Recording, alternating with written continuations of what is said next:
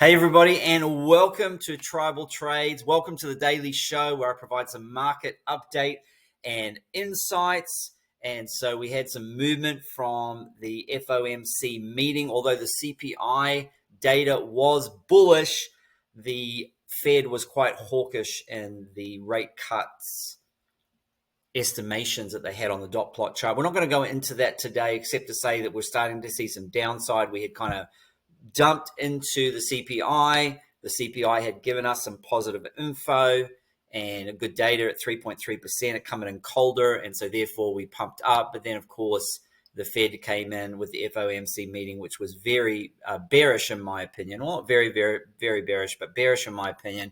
And we've since seen those gains completely be taken back. So what are we in for, and when will my bags pump? That's a great question. If you haven't done so already, please smash the like, hit the bell notification. If you haven't subscribed already, if you would love to join our ever-growing community, please do so. And all the comments and questions are much appreciated. I look to get back to them as soon as possible. Okay, so let's go into the charts here. I'm gonna take my head off the screen so we can clearly see the charts here. But for the last week or 2 weeks since I've been launched this channel, we've been talking about this bullish wedge pattern that Bitcoin has been in. And you can see this is always a good place to sell, good place to buy, good place to sell. And now we're coming down to where we may touch the bottom of this wedge here right now. Now, previously it stated we've got a lot of short liquidations up here at 73. So I do expect us to come up to retest the 73 at some point. And my overall bias is the same.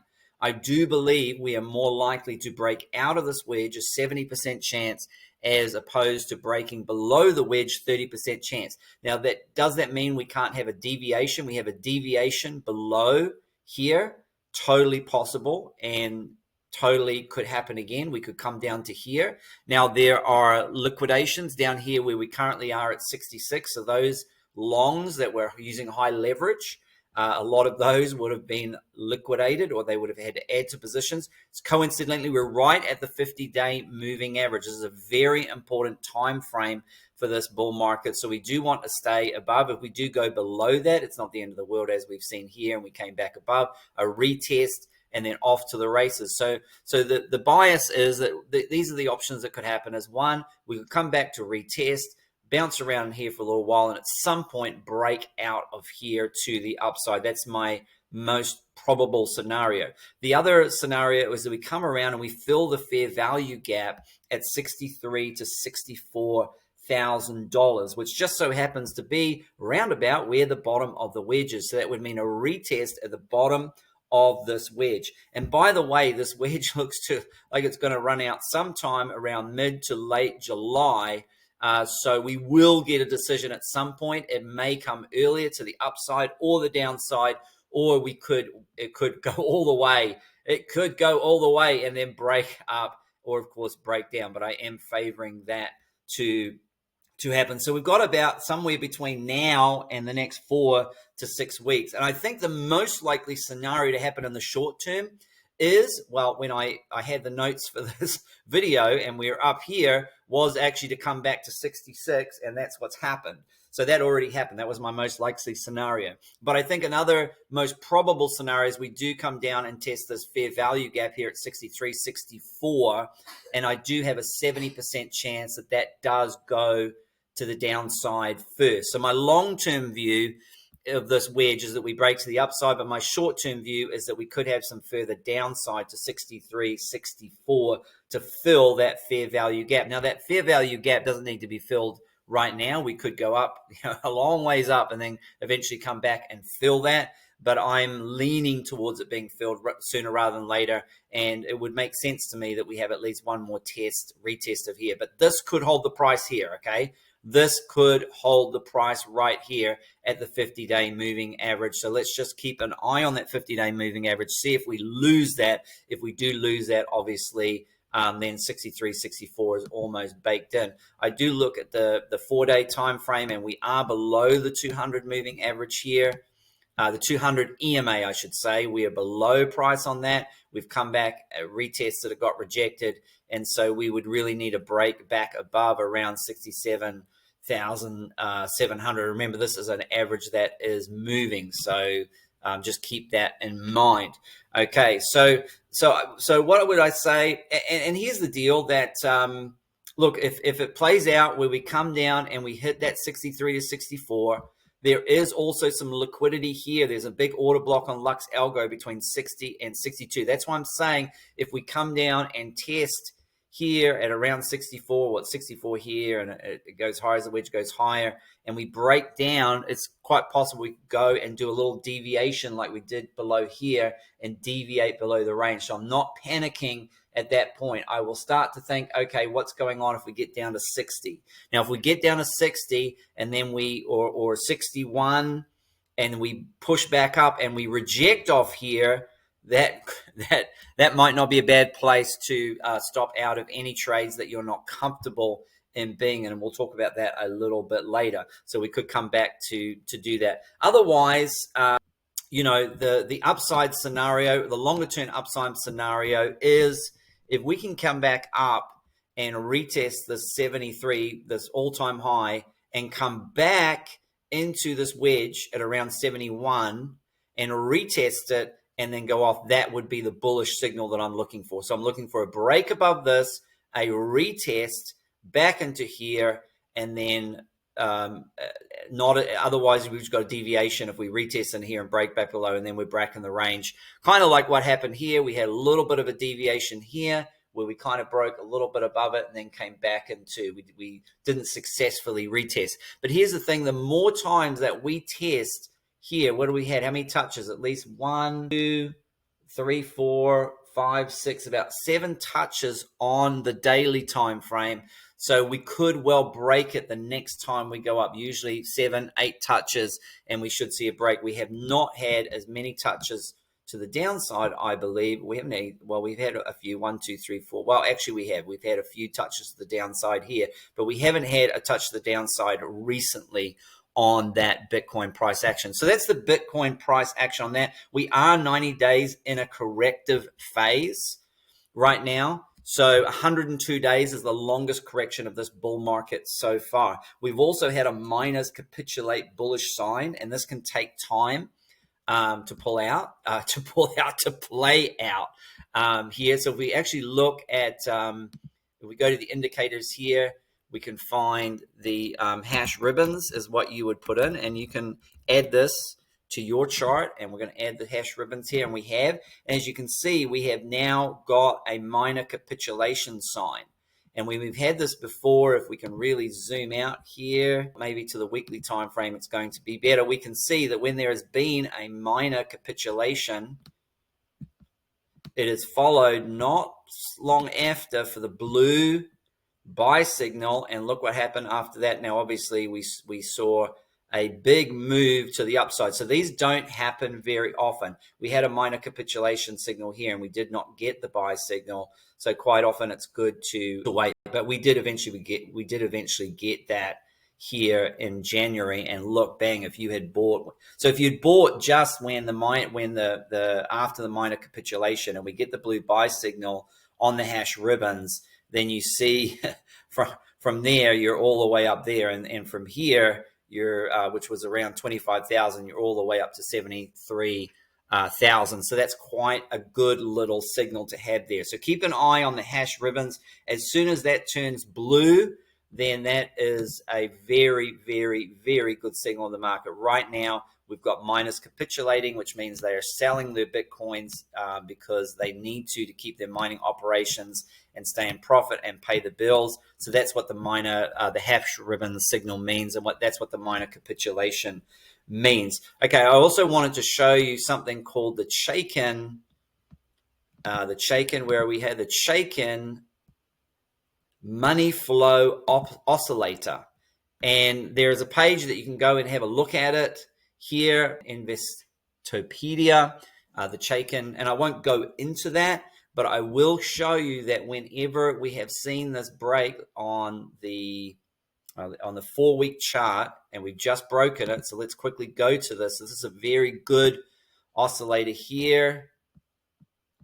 And we're going to open up this image that I had sent myself here. So we're going to open this up for you here. So as soon as we've seen this oscillator, and let me just minimize me here.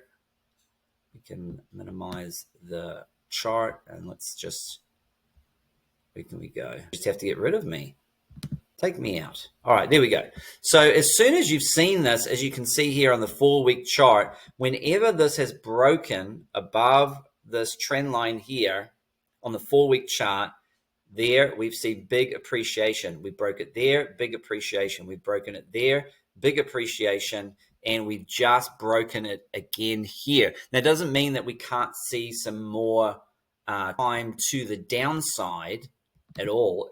We could well see more to the downside. It just means that we know that that is a fairly bullish signal. So when will my bags pump? Certainly, I feel anytime between now and the next 4 to 6 weeks, I think we're going to break out of that bullish wedge. I think we've seen the hash river minor capitulation signal, and then we should hopefully see a buy signal kick in there at some point. And we also have the Chaikin money flow oscillator that have come in. So what is the right play to be doing during this period? And that's a great question. And the answer is to have a trading strategy. And if you don't have a trading strategy yet, go to my educational videos that are currently free. And I have the Life-Changing Gains series, lessons 1 to 5, and then I have a bonus lesson 6, which is the money printer method, which have 4 parts, 1 to 4. And I also have my cheat sheet series of cryptocurrency, the top 23 projects with all of my buy entries and exit prices. And you can see a lot of these entries are starting now to get hit on this cheat sheet, okay? And if you haven't seen this cheat sheet, I have covered it in the last 2 days. I did update it, so please see the most updated version, and I will be covering it moving forward. That's not to say that I won't cover other coins, and I will, and I have answered quite a few questions about some coins in the comments. So thank you for those questions. I really appreciate it, okay? So number 1 is to have a trading strategy, okay? And so we've got to have a trading strategy. Number 2 is, what is that trading strategy? You got to know your coins. You got to know what coins that you are going to invest in this bull market. Then you've got to know what your budget is, your overall budget. Is it 10,000? Is it 5,000? Is it a set amount per month that you are putting aside to put into investing?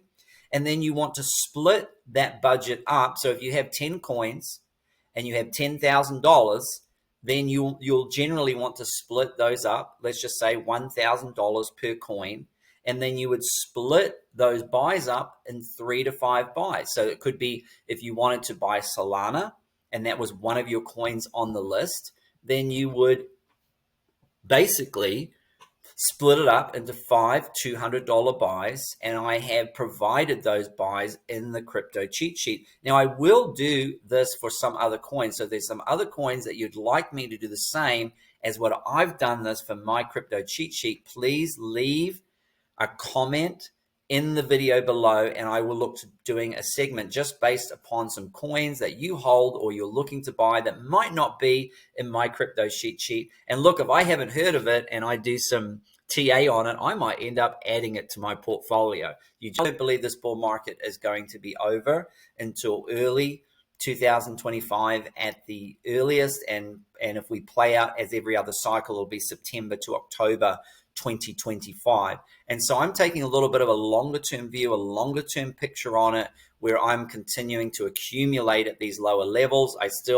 There's still some buy areas here that haven't been filled, for example. So if we continue to dip lower, I want to hold and accumulate those coins for the entire bull run. And then at the end, I just want my little moon bag, which is about 10% left of my coins. I've sold 90% of the coins. And at that point, if we have a big dump, it doesn't matter, because if I put in $1,000 and I already took $9,000 out, the issue comes, and this is where I see the problem, is that too many people buy at the top of the market and then there is a capitulation, and they're stuck with their coins. I'm getting asked about many coins that are down 98 and 99%.